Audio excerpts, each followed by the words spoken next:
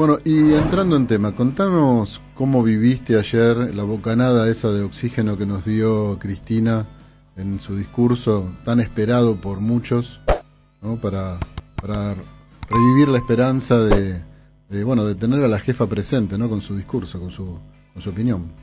Sí, me parece que también sintetizó muchas cosas que están dando vuelta en estos tiempos tan difíciles de la política, en esta experiencia tan compleja de un frente electoral gobernando, y las puso desde mi visión. Por supuesto que habrá muchas interpretaciones, pero en blanco sobre negro, ¿no? Sí.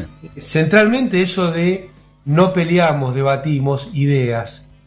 Claro. Y nosotros lo veníamos tratando de señalar mucho desde este programa, desde la columna en Radio Madres también en el Siempre Soy, esto de que cuando se quiere presentar la disputa como una cuestión de personalidades, como una cuestión de enojos, como una cuestión de berrinches, se le está quitando el peso político que la discusión tiene, y me parece que ayer Cristina lo puso en toda su dimensión, que es una disputa política, es una discusión política, es un debate político que poco tiene que ver con cuestiones de personalidad o cuestiones personales, ¿no? Sí, y me gusta la situación esa porque muchas veces la crítica mía, por lo menos, no sé si nuestra, pero mía, a la oposición es que le hablan a sus seguidores, a sus votantes, con cierto grado de idiotez, o sea, como tratándolos de simplista, de bajarle el precio a la complejidad de los argumentos. Y la verdad es que no quisiera que nosotros entremos en esa misma cuando tratamos de explicar las cuestiones, como, che, si se sientan y se toman un café, quizás lo resuelvan, ¿por qué no se llaman? Cristina, eso es imposible, Lagus, Claro. Está garantizado lo que vos querés. Sí, por eso, es que ella va al hueso, ¿no? Es como que no te disfraza el argumento y te dice, che, a ver, ¿ustedes en serio creen que yo puedo tener una cuestión de egos o yo tengo una cuestión de poder o de caja? O sea, ¿pueden bajar la complejidad a algo tan estúpido como... Yo lo elijo a él no tiene una fuerza política, ¿cómo yo voy a poder estar disputándole poder? No pasa por ahí, claramente pasa por, y lo explicó, ¿no es cierto? Son visiones distintas de lo que se debiera hacer en este presente y cómo se debe honrar el compromiso que asumió este gobierno cuando recibió el voto del pueblo. Y esto que traes también, un tema que ayer se tocó tangencialmente, pero que es muy importante, cuando se habla del control de las cajas. Mirá, ANSES es el principal presupuesto del sector público argentino, pero es un presupuesto que está completamente constituido por prestaciones, no hay decisiones que se puedan tomar sobre los más grandes montos de ese presupuesto. Te diría, el 95% del presupuesto deben ser prestaciones. Yo hoy no tengo el número finito, pero en ninguna manera pasa el 90%, es menos que el 90% el presupuesto de prestaciones, así que poco tiene que ver con decisiones vinculadas a lo que maliciosamente se llama la caja.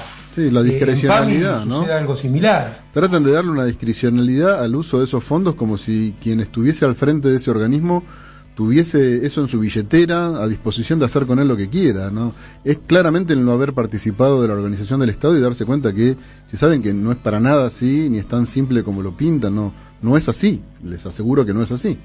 Por eso, me parece que es otro de los temas que ella tocó muy importantes. A mí siempre lo que más me gusta, lo que trasunta es que, bueno, la política es también discusión de intereses, es también plantarse frente a los intereses que quieren pasar por encima la democracia, tiene que ver con que un gobierno tiene que representar a los sectores que lo votaron y al conjunto del país, al conjunto del país, pero no puede ser neutral, algo que siempre está presente cuando habla Cristina Fernández de Kirchner, ¿no? La cuestión de ampliar el campo de lo posible, algo que también nosotros venimos señalando con nuestra forma. Bueno, ella lo hizo ayer también en toda su dimensión. La cuestión de que enfrentar intereses siempre tiene costos personales, estuvo presente también ayer. Ella dijo que no iba a hablar del lofer, y bueno, dejó esa conceptualización simplemente, ¿no? Que no es menor, que tiene costos personales. Y hablando de los costos personales, contame cómo quedó tu pecho cuando habló de, imagínense, de cómo sería la vida de los jubilados o la administración del Estado si no se hubieran estatizado las AFJP. Bueno, vos sabés que a mí nunca me gusta hablar de estas cuestiones. Por eso te llevo ahí, por eso sé, porque sé que no vas a ir solo. No, pero en definitiva la decisión la tomó Cristina, y la valentía está ahí, y me parece que sí es cierto, casos como los más emblemáticos, digo, ¿no? Porque hay muchas compañeras y compañeros presos políticos o perseguidos políticos en esta etapa. Yo pensaría, claro, el caso de la CFJP es uno que es evidente, y hacer Cristina, cuando venía hablando de los costos y de cómo opera parte del poder real sobre la vida de quienes toman decisiones, bueno, le surgió este ejemplo en particular. Yo pensaría también en Julio De Vido, en Milagro Sala, en tantas compañeras y compañeros, pero si me permitís a mí, yo lo pondría en el cuerpo de ella, como la persona que más ha sufrido y sufre en el sentido de recibir, no de victimizarse, todo lo contrario. La cuestión del ataque que hay sobre las figuras políticas que quieren imaginar un mundo distinto y están dispuestas a llevarlo adelante, ¿no? Por eso, me voy a permitir, Nagu, si me dejás, entre las lecturas de hoy en el comienzo, repetir una de ellas, ¿no? Que me parece que tiene que ver con esto, la voy a tener que encontrar primero. Ella pone ahí una cosa que es totalmente cierta, y muchas veces, o vamos a ponerlo por la positiva, para modificar cuestiones estructurales vos necesitas estudiar, conocer el tema, estar en la calle con el pueblo, y imaginación, y también valor para enfrentar lo que viene, ¿no? Por eso en Los Profetas del Odio, ya en el año 1957, Jauretche decía: la falsificación de la historia es una política de la historia. Prestigiar políticas y políticos pasados es un modo de prestigiar políticas y políticos presentes en cuanto son su continuidad. Lo mismo, desprestigiar políticas y políticos pasados sirve para desprestigiar políticas y políticos presentes. Ya en el año 57, en Los Profetas del Odio, don Arturo Jauretche escribió este párrafo que me parece que tiene una vitalidad hoy muy importante, ¿no? Porque justamente cómo se construyen los prestigios, ¿no? Cómo se construyen los prestigios, cuál es el rol de la prensa, y cuál es el rol de los historiadores, las historiadores, y seguimos, si querés, Nau, reflexionando sobre lo que fue esta presentación. Sí, sí, te decía, me llegó mucho la presentación de Cristina, como te decía, un poco creo que a todos nos pasó lo mismo, no estábamos esperando poner claridad, no dejar la especulación y las interpretaciones de lo que dije o lo que no dije, o de los silencios, como ella marcó, y poner claridad en la situación en la que está, que como veníamos diciendo en este programa también, se entienda que hay diferencias concretas, y ella las explicó, algunas de ellas mínimamente, y sin esquivarle a los nombres y apellidos o a los temas puntuales, que también me parece que es muy importante.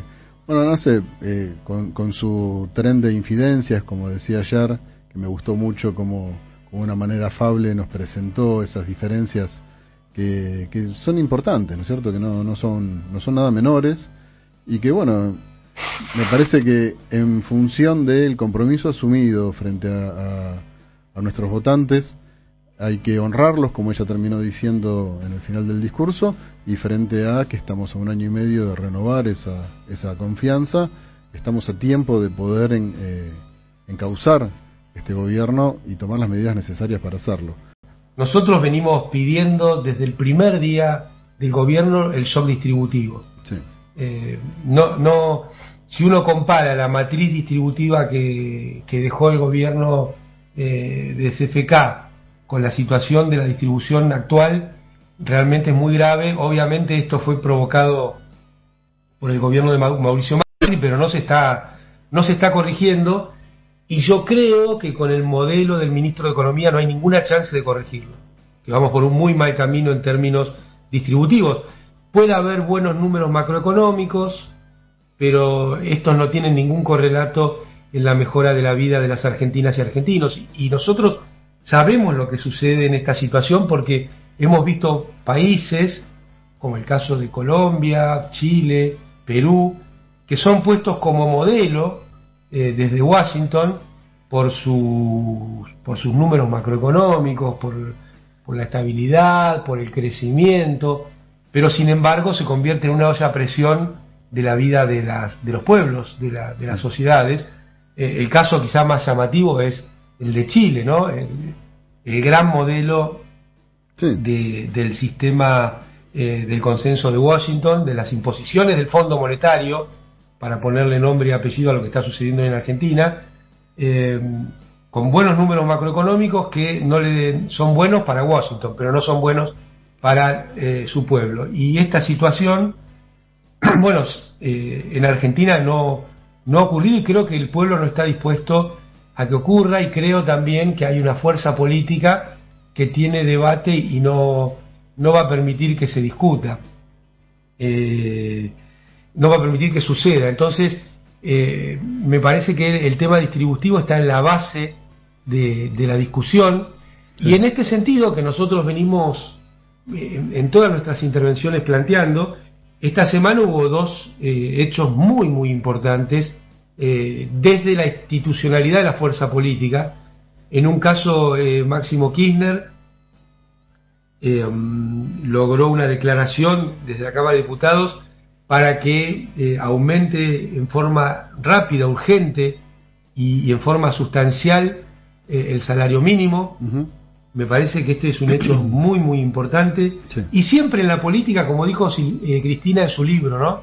Las cosas tienen que tener una composición, un caleidoscopio que intersecte lo político, lo económico y lo simbólico.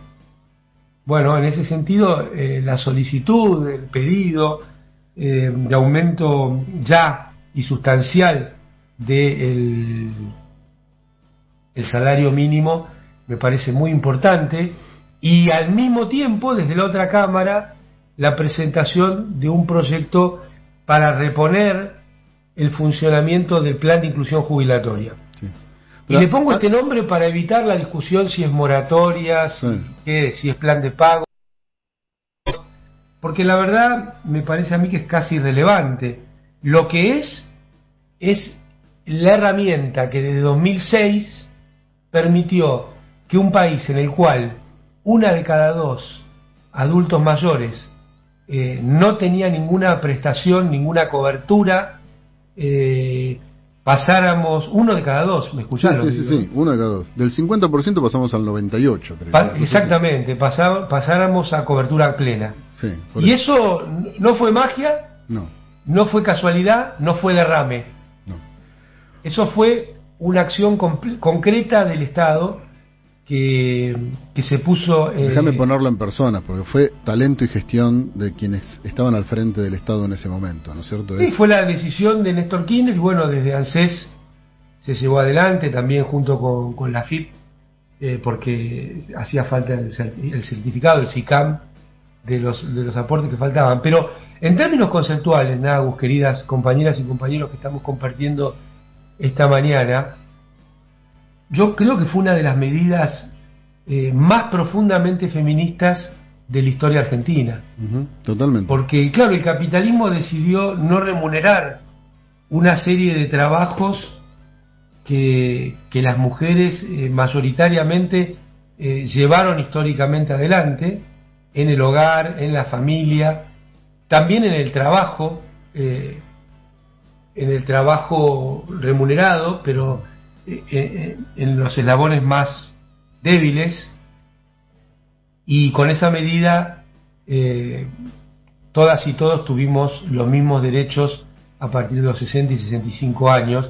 Entonces el 80% de quienes accedieron a una jubilación con el plan de inclusión jubilatoria puesto en marcha en el año 2006 fueron mujeres. Fueron mujeres que accedieron al derecho. Que hay que decirlo, derecho que les hizo perder Mauricio Macri, sí, con esas famosas leyes que sacó adelante en su gobierno, que le aumentaron de hecho a las mujeres en 5 años la edad para poder jubilarse. Entonces vos fíjate, ¿no?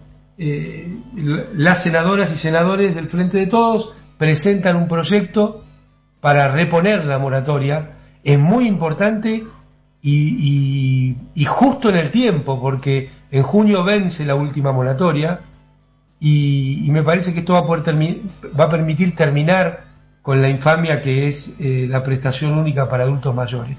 Bien, bueno. Y llega también, Nagus, en un momento, perdóname, sí, y con este tema me emociono, llega en un momento que, fijémonos, ¿no?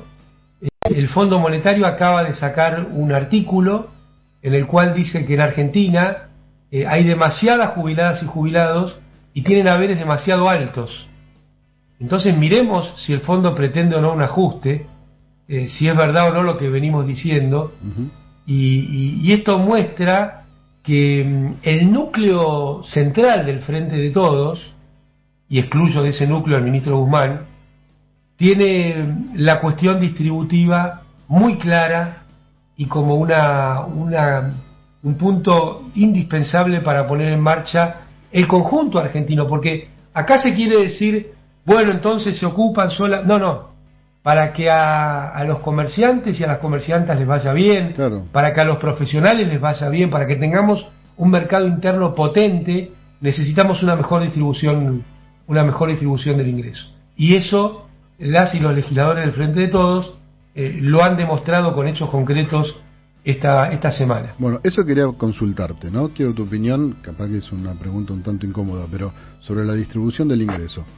Ayer Cristina diferenciaba entre crecimiento y recuperación, ¿no es cierto? Cuando vos caíste un 10% y volvés a crecer un 10%, no es crecimiento, recuperaste los 10 que habías caído.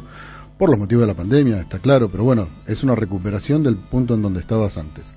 Ahora, como ya hablamos en programas anteriores e incluso con la participación de Artemio, que le puso números un poco a esto, si vos estás digamos, para ponerlo claro para mi vieja que nos está escuchando, si vos tenés una masa de ciudadanos al cual le ingresa un producto bruto, entonces vos tenés un producto bruto distribuido por la cantidad de ciudadanos, que obviamente nunca es que nos toca a todos lo mismo, eso lo tenemos todos muy claro.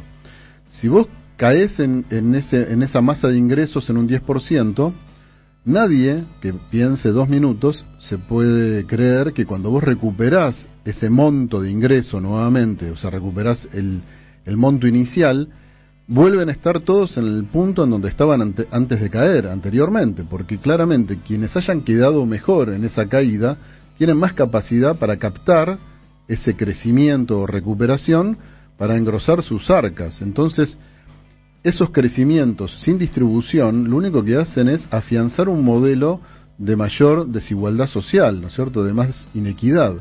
Entonces hasta uno se podría llegar a preguntar, che, ¿y conviene crecer en estas condiciones?